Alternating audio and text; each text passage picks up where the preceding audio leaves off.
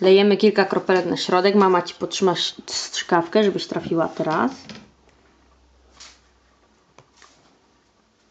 Dobra, wyprostuj się. Nie dmuchaj, nie dmuchaj, nie dmuchaj. Zobacz, jak się ruszają nasze zapałki.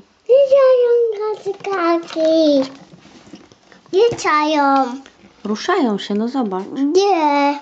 Zobacz, jaka duża gwiazdka się robi. Podejdź główkę. Nie. Widzisz, jak się ruszają? Zobacz. Była taka malutka gwiazdka. Zobacz, jaka jest teraz.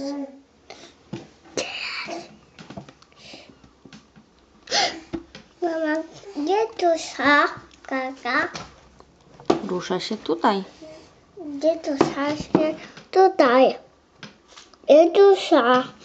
Gdzie dusza? Gdzie dusza? Będzie duża. Gdzie dusza? Powiększyła się. Była taka malutka. W środku nie było miejsca. Teraz się powiększyła.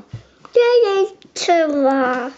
Widzisz? Wystarczyło nalać kilka kropelek wody. I taką mamy gwiazdkę.